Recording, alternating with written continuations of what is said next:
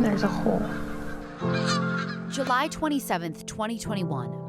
But we keep moving on every day, and we don't give up. The day the world stopped turning for one Idaho family. I always write every day what day it is. And it says, be strong, be brave, be fearless. You are never alone. The day a little sister couldn't play with her big brother. She picks up his pictures. I leave this one here. She'll walk up and she'll start talking to him.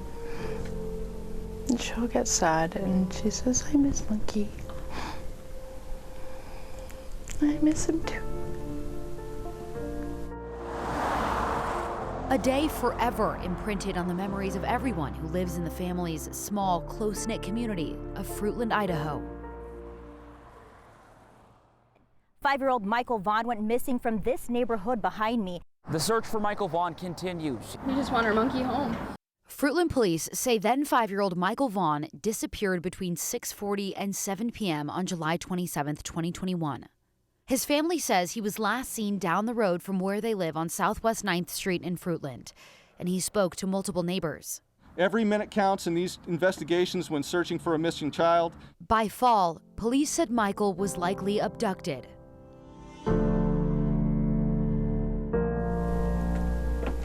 I want to hear him say, I love you, Mom.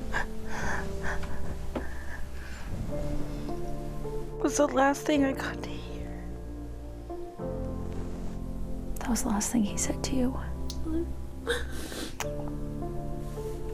told him I'd be home to tuck him in.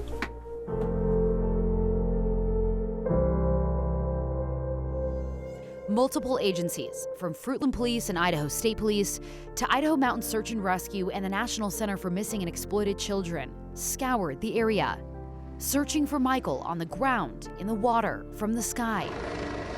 People from all around the Treasure Valley also helped search for the little blonde-haired, blue-eyed boy, lovingly nicknamed Monkey. Michael's still missing. He's not home, and we don't have answers. So we keep going.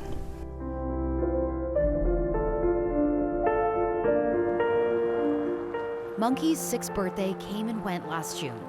That one up top is from Monkey's 6th birthday, and all of the Fruitland Police Department signed the ribbon and brought that. What do you miss most about him?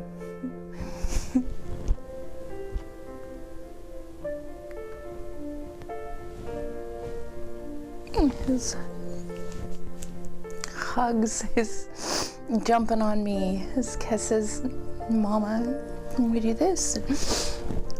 His inquisitiveness about everything. Just wanting to see the whole world.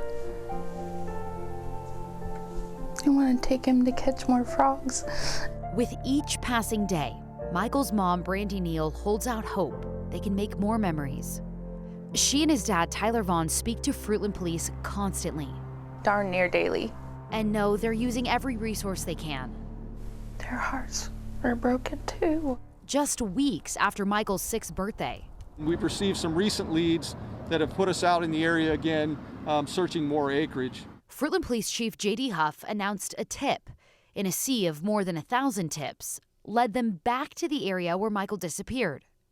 Michael's case fell quiet again for a few months until it got very loud on November 11th, 2022.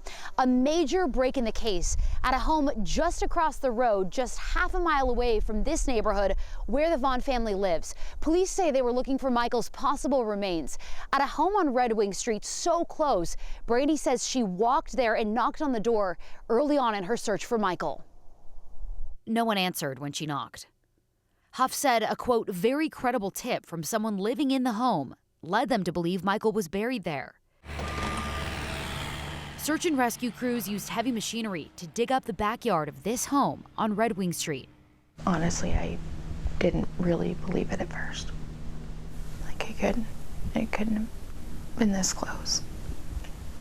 I've literally worn my feet to the bone. We are all very emotionally tied to this case. Brandy says police told them to hunker down and to stay away from the excavation. I sat at the end of the road. I watched the trucks leaving with the dirt. But I promised my family, I promised law enforcement, I promised everybody that I wouldn't go over there. It was like day one again. In the first weeks, months, not being able to drive, not being able to think, not being able to do anything. Pour yourself into a shower. The next day, after more than a year and a half, police arrested someone they believe was involved in Michael's abduction. Even without finding a body, they charged one of the people living in the home, 35-year-old Sarah Wandra, with failure to report a death. Police, for the first time, saying they believe Michael is dead. Do you understand the allegation that's been made against you? I understand what they've said is not correct. But how could they arrest her without finding a body? Chief Huff could only tell me they had probable cause for prosecutors to charge her beyond just statements made. You're confident that they have more? They can't tell us, but I'm confident in them. The judge sealed the probable cause affidavit and other records, not wanting to jeopardize the high-profile case. The Payette County prosecutor said Wandra was on pretrial release at the time, charged with unlawful possession of a gun by a felon. She lives with her partner Stacy, who's been in the Washington County Jail since May of 2022, accused of the same gun charge. Never seen them, never met them. We left flyers in the door. In December, Sarah was committed to the state psychiatric hospital after she was found mentally unfit to assist in her own defense. It's disheartening. It's upsetting. Proceedings are paused until her competency can be restored. But I understand. I understand the process. According to Chief Huff, she isn't cooperating. I want answers. I need answers. But I'd like to sit and have a conversation with her face to face with me. But you can't yet. No, not yet. There will be a time. Crews spent days digging up the Red Wing Street property. They brought human remains detection dogs. All of them alerting to the presence of human remains. Although the remains of Michael Vaughan were not recovered, we strongly believe, based on evidence, that Michael was abducted and is deceased, and that his remains were buried and later moved from the property. In that same December news conference, Chief Huff announced they believe 2 more people have firsthand knowledge about Michael's disappearance. He said Brandon Shirtliff and Adrian Lucien lived at or visited the Wandra's home when Michael was abducted. We also believe that there are others associated with the Wandras, Shirtliff, and Lucien, who may have knowledge of Michael's abduction. Police believe Lucien is bouncing between Ohio and California. Public records show he has a lengthy criminal record in multiple states. Shirtliff also has a long rap sheet. In fact, court records show he has a warrant out for his arrest in Canyon County for violating probation, which Chief Huff knows about. From CUNA, Shirtliff's mom told us he now lives in North Dakota. Via Facebook Messenger, she also told us in early December, investigators and cadaver dogs were at her house for days. He is not running. He has nothing to hide, and we have all been cooperating, his mom wrote.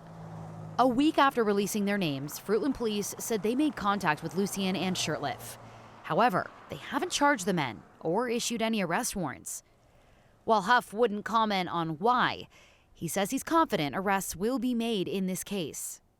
It's not fair if you have information about Michael and you've watched us for this past 545 days and you haven't said a damn word. And we have to wait and wait and wait and still take care of our family and our lives. Somebody needs to say something, and they need to start talking. As investigators press on, Chief Huff says they continue working closely with the Payette County prosecutor. You can't take one of our most precious citizens from us and ever expect us to stop. I hate these words. But we will bring him home one way or another. We'll never give up. While they wait for answers, These are every single card, kind note that has been sent to our family. support from their community and from all over the world. New Zealand. Little kiwi for Michael when he comes home. Helps their world slowly turn again. Michael is still missing. We do not have answers to where he is. Please, please keep sharing his beautiful smile, his beautiful face. He's out there somewhere and we need him home. Don't forget about him.